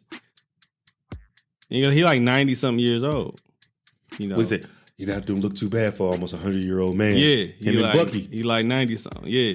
So he an older guy. So to the rest of y'all, I'm your elder. I'm older than all you motherfuckers. Besides Thor, you know what I'm saying? But Thor in Asgardian years, I guess at that point you're like 23 years old. He's still a kid. You know what I'm saying? Compared to Odin, who knows how old he fucking is. Nigga turned into stars and shit. Yeah.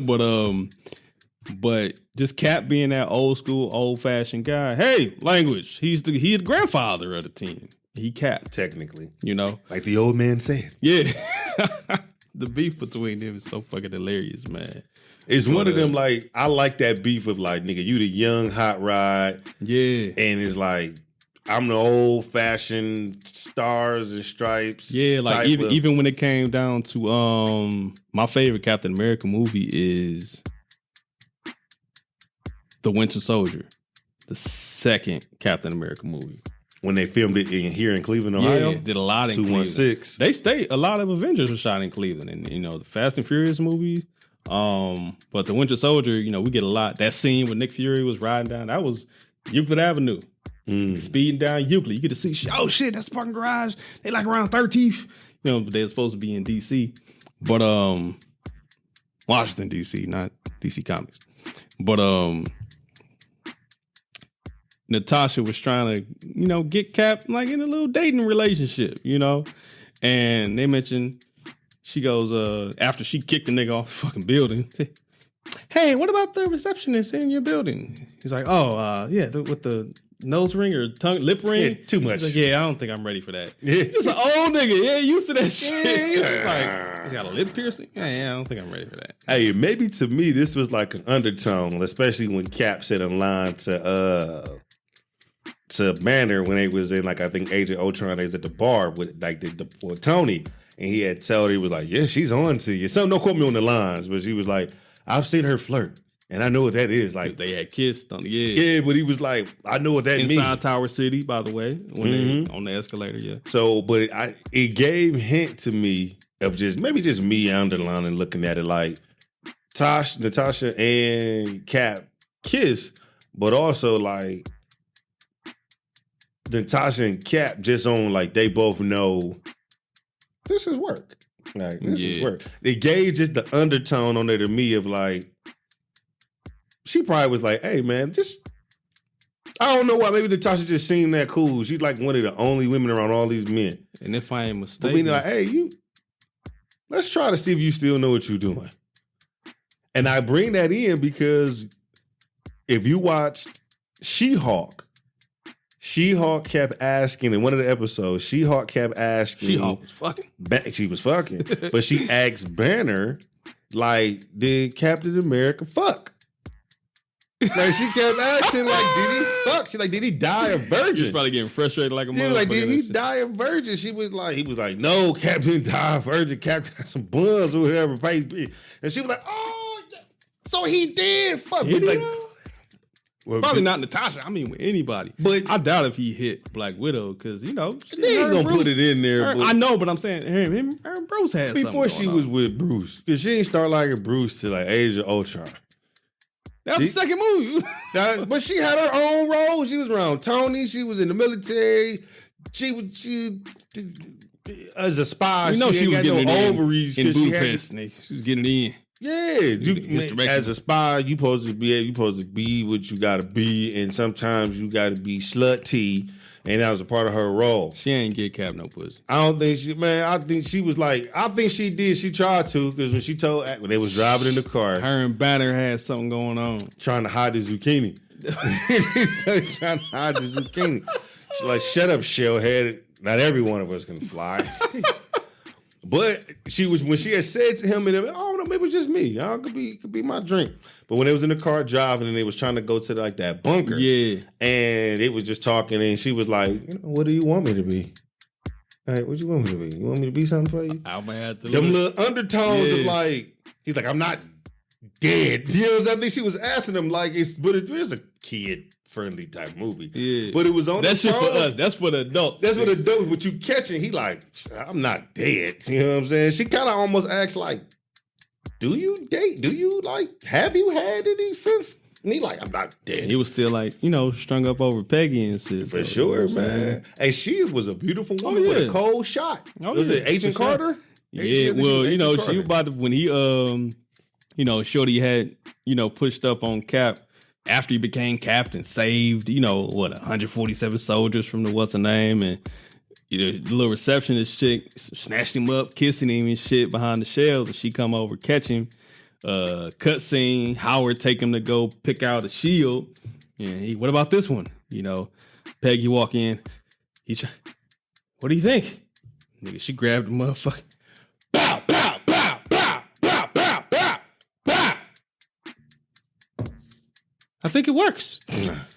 Fucking left. He like, yeah, I got some ideas about the suits. Yeah, like, hey, man. Like, she was pissed at you. For sure. She was pissed at you, but it wasn't Cap fault, nigga. Shorty grabbed him, kissed him. Remember, he's still that little scrawny kid.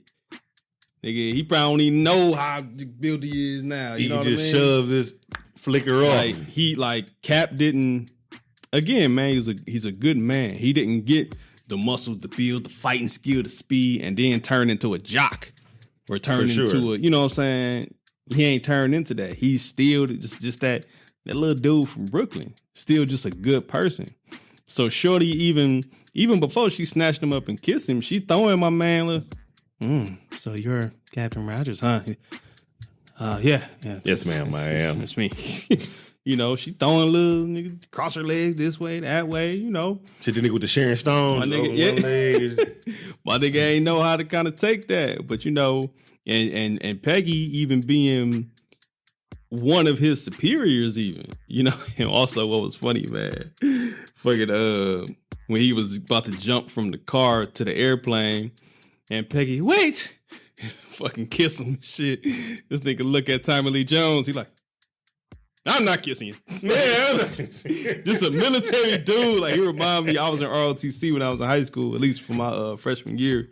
Sergeant Major Isaacs, he reminded me of him. Just a military dude. He'd tell you all the time, he got his ear shot off in Vietnam and shit. He got a bullet in his shoulder. You know what I'm saying? He can still dust your ass. Sergeant Major was like in his 70s, nigga, still dust your ass on some push-ups with a fucked up shoulder. He remind you every time, I got a bullet in here. You gonna let me?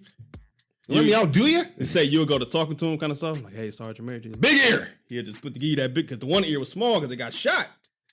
Big ear. He had one big ass ear. Just a military dude. Like, the only thing he was missing was like, go to you. Yeah. Man, so let me tell you this real quick, man. So as we talking about the Avengers, man, and I love them, man. We talking about our different characters, the breakdowns, the whole relationships of them all, man.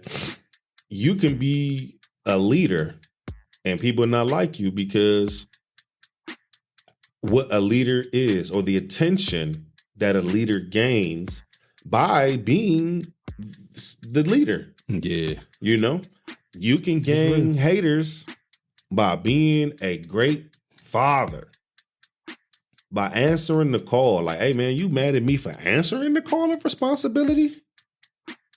Like, you upset at somebody in here caring, giving a fuck, and they'll band together against you or people like you that answer the call of being a father. You overheard a compliment that was given to me, and nigga ain't all that. Some hating that shit. Yes, I am. Fuck, I am. I am, man. Don't diminish my light. But I say that to say, man, a lot of times people do trauma bond together over things and not grow and heal through them. So I give you an even deeper example. We both are fathers, man. Yeah. And we both got boys. So one of the things that I expressed to my son is of why I'm tough on him with things is I do not want him to ever feel like I told him, like, I do not ever want you to feel like I didn't love you and I didn't push you and I didn't bring out the best in you and just let you have your way of like, I don't want to do this. I need to show you completion. I need to have you complete something as well. But me expressing to him, like, I never want you to resent me of like, I didn't teach you something or I didn't give you the opportunity, man. I'm like, me trying to express to him, like, dad is becoming a model, man. I'm teaching while giving an example. Okay. Mm-hmm. I am teaching while giving you an example to see. I don't want you to have this resentment towards me because I'm on you so much because I know that this is what you're going to need. Yeah. And you just, my dad wouldn't let me play with matches or shoot guns or ride my 4-wheeler in the house. You wouldn't let me smoke crack. You wouldn't let me stay up late. You just wouldn't let me just be a radical or a rebel. Like, yeah, they don't get a lot of that shit until later. We didn't get a lot of the shit until later. So, you got to understand, like, if you're a father or just a parent and you just letting your child do what the fuck they want to do, eat what the fuck they want to eat, they're going to end up biting them in the ass in the long run. You know what I'm saying? Oh, I'm unhealthy, or I got early diabetes and I was fucking 20 because I was eating Fruity Pebbles all the goddamn time. You know what I'm saying? They just let me. Chick-fil-A. Donuts. My bad, not donuts. I like donuts and Chick-fil-A and Fruity Pebbles. I apologize. It just came out. But no, man, we do. Kids don't understand. And they say parents don't understand. That's really the notion. Kids don't understand. Yeah. They ain't lived long enough yet. We've been children before. Wasn't that long ago. We was kids. I remember the 2nd grade. Mm-hmm. I damn sure remember the 6th grade. And I'm able to channel back and say, hey, yeah, I remember what I was doing at that age. Let me teach you some of this. Mm-hmm. Even when it comes to something simple, my son, we like to play the game together from time to time.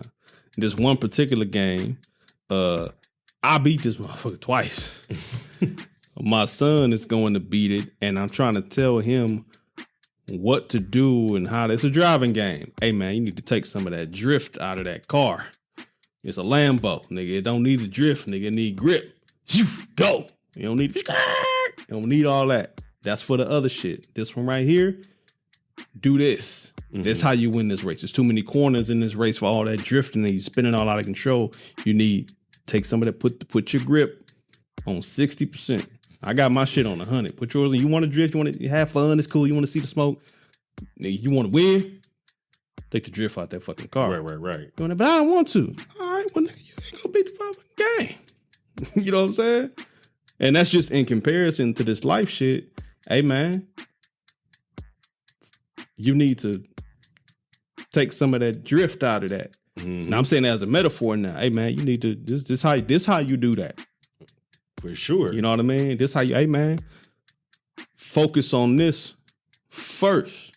When my sons grow older, when they start to be more interested in women, it's something we done heard. You ain't gonna lose out on women chasing money, but you'll miss out on a lot of money chasing women. The women, they gonna be there. Once you hit your goal, when you maximize your purpose, the women gonna be there. Mm-hmm. Some better ones. Yeah. I was gonna say that it's gonna be a different caliber. Yeah, straight up, whole different. Some of them ain't gonna be shit, but that's all right. Yeah. So I remember saying this to I can't remember exactly who. I think I want to say it was DeAsia. I think it was D from D-Tronics, man. I think it was DeAsia Jefferson from D-Tronics. Who I talked to, counsel, mentor. We kind of got that relationship, kind of like we got a really good relationship. We both Leos. But I remember saying to her, as her being a woman in the industry of a professional entrepreneur as well, is going to be potential of a person that you're dealing with that's going to be in your status, and it's going to be people that you just don't have fun with that's going to be in your status. Okay, do you think hoes is just broke hoes? It's professional hoes, it's smart hoes, and keep in mind, since we speaking freely, man, hoes are extremely necessary. Very important. And they're vital. Even though I don't fuck with hoes, hoes are very extreme and vital because hoes provide, and I just use hoes vaguely, if not an action. Hoes are like bumblebees. That may annoy you. You may want to get them out of the house. But they are very necessary, especially for the community, for the environment. Yeah, for the community. They pollinate a lot of shit around here. You know what I'm saying? They help get that pollen out. We need these biatches. So I say that too. You know what I'm saying? That and I'm gonna break this down. Like I think we talked about it before, but it was like hoes are necessary. And hoes are necessary because hoes play a part in need, and we just using hoes as a formality, okay? Meaning multiple. I say hoes is as a level of like she's kind of more entertaining. Hey man, I don't mean to call no hoe no bitch. Yeah, I ain't really, he said that shit on Hustle and Flow. He's I ain't hear that, no hoe man, no bitch. and think that's the grade, man. Ain't nobody trying to call no hoe no bitch. What the fuck? Like, I'm sorry, but it's different calibers of women, like it's different calibers of men. You know what I'm saying? So, hoes are for like everybody. You can't claim a hoe. You know what I'm saying? Like she likes to have fun. Yeah. I remember having a lady who she kind of classified herself as a hoe or hoe-ish. She would say like, I'm hoe-ish. I'm like, the suffix of hoe-ish is hoe. Hoe is tendencies. But I'm like, okay, man. On some hoe shit. Whatever. But I was trying to push up on her on like, I want to be your man. And she like, nigga, I'm a hoe and I'm admitting this shit. And she hit me with a famous line that... Fair warning, nigga. She hit me with a line that I adopted and started using from that. So when she told me she basically was a hoe and admitting it and so many words, she like, I got you and I got others. I'm like, how many other niggas you got on the shelf? She like, hey, nigga, I think you need to worry about yourself. And I'm like, yes, ma'am. Yes, ma'am.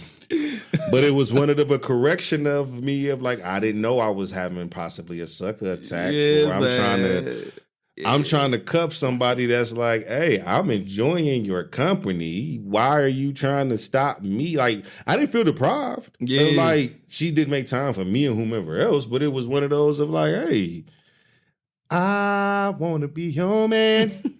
I want to be your man. But I'm a hoe. And she like, I'm a hoe. And I'm in it.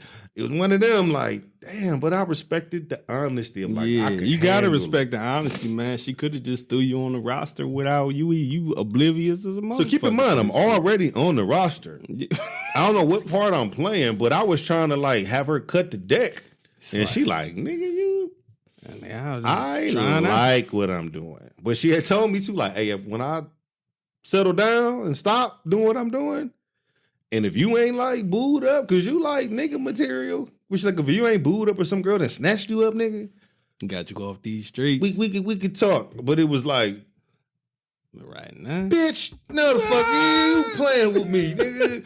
But I'm every bit of like, she was way out of my league too, bro. I'm every bit of like 19, fresh, nose wide open, so 19, wide 20, man.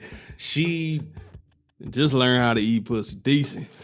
I finally was feeling comfortable eating pussy, man, because eating pussy is an acquired taste. Yeah, at this age, you don't get man, that till you like, nigga, 18, 19. I say at that age, you eating gina. Women don't. At that time, she trying to figure out her pH balance. Just the hygiene of that shit. She ain't drinking water probably. Yeah, you know, man. just eating flaming hot Cheetos and Pepsi. Hennessy shit. Yeah, and you like, hey, baby, Ooh, I'ma try. Is all coochie taste like Man, you this? taste like rubbing alcohol. This Bitch. bitch tastes like it's a bag of pennies, nigga. All kind of copper on this bitch, man. Like, but I learned from there, man. And I would, like I said, I tell my stories that like, bro, I would categorize like I'm a sucker for love, man. I'm a lover boy with grit, man. You know what I'm saying? Lover boy with grit. I love women. I love women.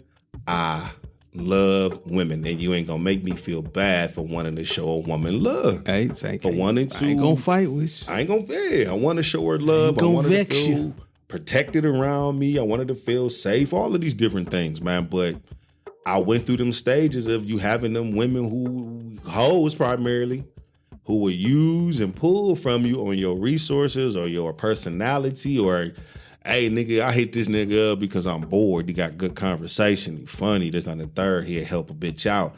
When a nigga get the, but I knew I fell into that category of like, he's safe. He cool. But when I started to kind of like have a value for myself, it shook of like, no, I ain't gonna do that, or no, man, don't be hitting me up when you bored, man. I'm more than just a void filler, you know what I'm saying? But I had my simp ways of like, nigga, fuck you.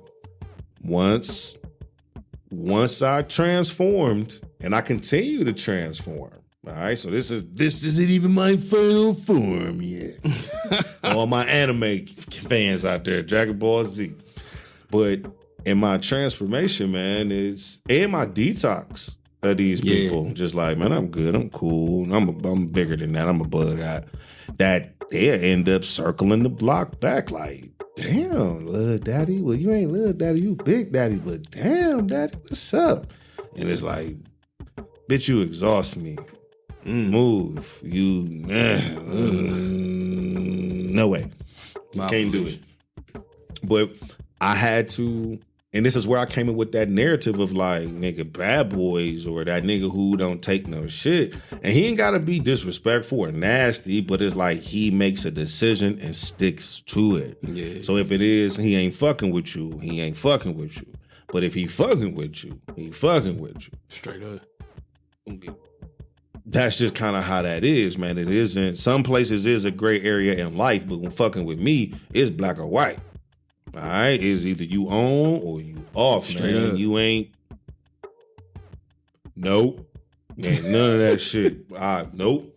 So I say that to say, man, like you gotta have a little bit of grit because nigga, as that simp type nigga, and I don't even knock niggas as simpy. Because it's not a negative. It's like with the simping, at least the definition that whiskey kicking in, the definition as I understand it is you simping meaning like, nigga, you doing shit for the attention or the pussy that you niggas shouldn't even be moving like that. Like nigga, you simping for a bit.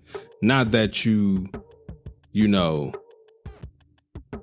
being nice and shit, you know what I'm saying? It's being you saying like, this bitch got me running out to 45 minutes out just to get that ice cream she like, and she ain't eating. Or a nigga simping just on nigga simp culture.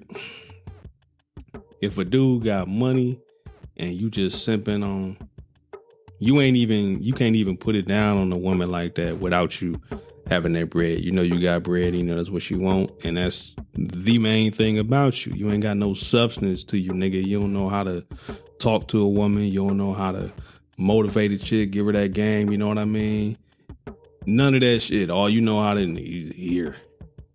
Are you simping? Chick simping, you tricking. Yeah. Like, yeah. So I say you this. A simple ass nigga, like yeah, so I say this, man. Simp to me is that man that's just like extremely, he's feminine.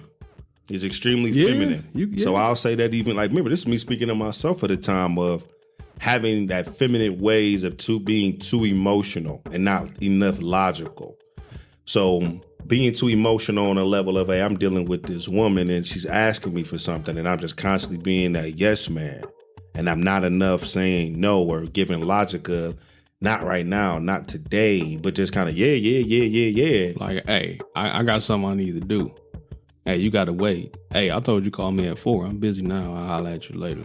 Yeah, just drawing a line and making the decision and sticking to it. Yeah. A lot of times it couldn't. If you giving in to too much, it's like, man, you sympathetic, you know, being too simple, you ain't having enough. That's what I was trying to get at. You know what I'm saying? I got exactly what you mean, man. Whiskey kicking in. But you know, like, hey man, I gotta take control of this situation, and if we're gonna keep having this argumentative narrative of like what's true or what's not or what's need to be had, and I give in, it's like one of those like you went against your better judgment of knowing, but you instead of you ain't want the wreck, so you just kind of tucked your tail, simp shit. Yeah. Instead of taking that fire or whatever it was gonna be of like no, straight up, and that's simple type shit. Too. Sim now, okay, yeah, we can Just giving in. I forgot who said. It's a quote, but I think my grandmama said it recently. It was like, "Ain't nothing worse than a man you can't control, except the man that you can." So the man that you can't control. And I was raised by beautiful, powerful, strong Black women, and I get to see these women. Some of these women at different times have their way with different men, and they'll say like, "Man, he not tough enough for me. He ain't strong enough for me." And I'll kind of be like, you know what was it? It was like, oh, he was too nice. He ain't knock me upside my head and tell me no. And I just kind of sit there like, and it ain't even that. Like, see, like a woman, regardless of what this woman does, the most independent woman, she wants to be led at some point in some area. You know what I'm saying? Yeah. You know what I'm saying? She wants to be led. You know what I'm saying? You got to be able to, hey, hang on. This is what we're going to do. This is how we're going to navigate this. Let me grab your hand. Come with me.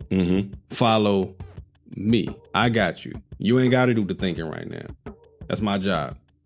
And don't do my job. Come on. Don't do my job. Come on now. You know. So I understand that now more than ever when women say, he was just too nice. Yeah, man, you can't be out here. You know what I'm saying? Oh, yeah, babe, if I take you to one ice cream spot, man, I don't really like this. Can we go somewhere else? You eat that motherfucking ice cream. We could choose something else on this menu. You ain't got to do it, bitch. Yeah. Got options. I had to get something here. All right, all right, well, fuck it then. I ain't calling you no more. Yeah. You know what I'm saying? Shit, shout out to King Batch, man. I saw a video he did. He pull up in the car, little convertible, and he chick hop in the car. Oh, this car raggedy as hell. It's stinking here, and I'm cold. He's just driving. What restaurant we going to? You know I can't eat. I don't eat meat. I'm a vegetarian. We got to do that. He pull out. He go to the restaurant right here. Oh, that's here. You gonna change your shirt? That shirt. She hop in. That nigga drop her off. Pull the fuck off. Like, bitch. You ain't got to deal with that shit. In a quick 12-second video. You got, bitch, I ain't sipping for your motherfucking ass. Like, go on some fucking where, man. But I get that, man. I get that of like, no disrespect to anybody who ain't built that callus up on they self yet of having like a level of self-worth, I'll call it. Yeah. Ain't nothing wrong with you wanting to run and take care of certain women and do that, you know what I'm saying? Or even be there to the aid. Yeah. I feel like that's the natural of us. But I feel like once you got some women on the inverse of that will see that and be like, hey, I'm going to take advantage of this clown ass nigga. And that's where they come in to see, I'll be a simp like a motherfucker for my wife. But when you don't appreciate this shit? Taking me out this bitch. Yeah. So, man, we said... Fuck all that shit. We was talking about this the other day, man. Just on some common conversation, man. We watching TV talking. I forgot what triggered it on the TV. I think we was watching All the King's Men, I think, with Eva on there. And she's like the madam. And I like how Eva is on the show of like... She plays the dominant role as a female, kind of like if it was another setting, she would be a man.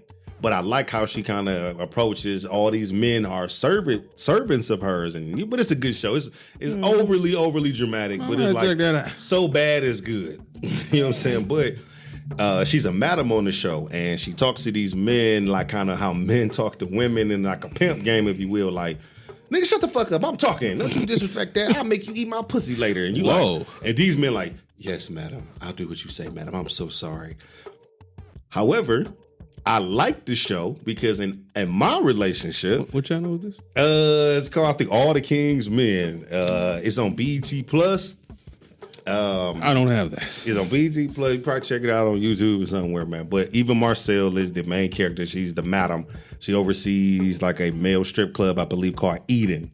The show is dramatically good. It's dramatically terrible, but it's so dramatic and bad that it's so bad it's so good that you gotta watch it. You can tell it's shot in Tyler Perry Studios because they got ring lights and iPhones recording all this shit. You can tell it look like that.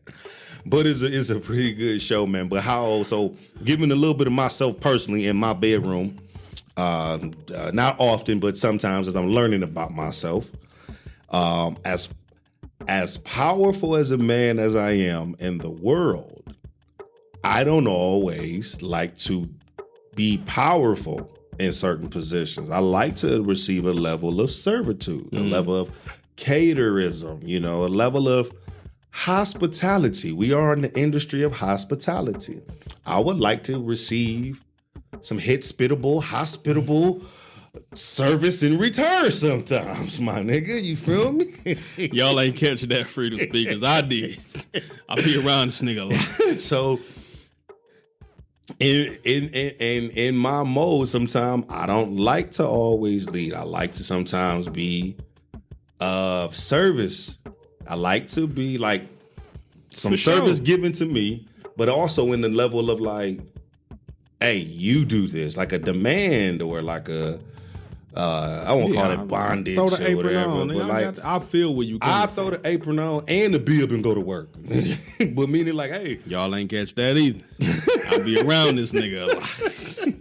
I'm real playful and creative with my words. You know what I'm saying? TV Gotta stand. hit it with the TV stand. But I working is not anything that's I'm afraid of or putting in the work or the time.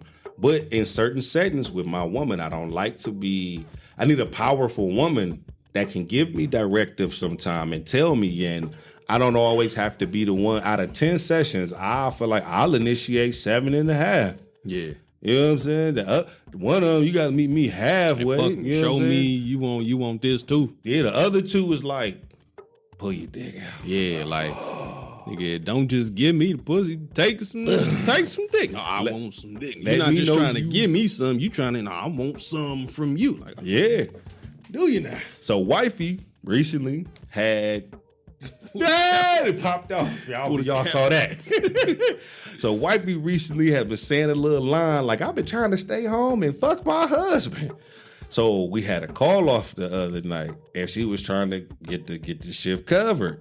So when she has said that, like, hold on, wait a minute. Like, I'm trying to get this shift covered. People calling off. I'm trying to stay home and fuck my husband. I'm sitting there like, any one of you fucking staff, fuck this up for me, goddamn it. Fired on the goddamn spot. No You questions getting asked. fucked up. You fuck up. She wanting to give me the pussy? Said personal. And it's blatantly stated. It's like, I'm trying to fuck. And people calling off shift. I'm like, yeah, we need to call. We got. I'm figuring out all kind of ways, but it's sitting there like, hey, they'll be all right by themselves, like 3 hours. like, you fucking up a good thing. Straight up, nigga. man. So when we gonna round it out, Fucking with my household. for sure, man, we gonna round it out from there. Freedom Speakers. You can find me on the platform of IG at permission, 2 speak freely podcast. That's permission, 2 speak freely podcast. Mm-hmm. And you can find your boy Lay Low the Most on IG at Lay Low the Most. LAYLOE.THAMOS. Almost look like Thanos, but you get what I mean. Also find me on Facebook under the same name soon, but Instagram good enough for now. Freedom Speakers, permission to speak Freely.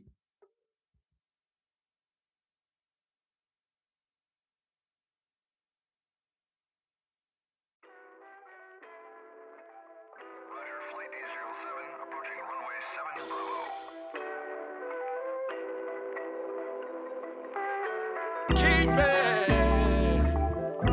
Keep me from all evil. Lord, would you keep me as I travel down this road?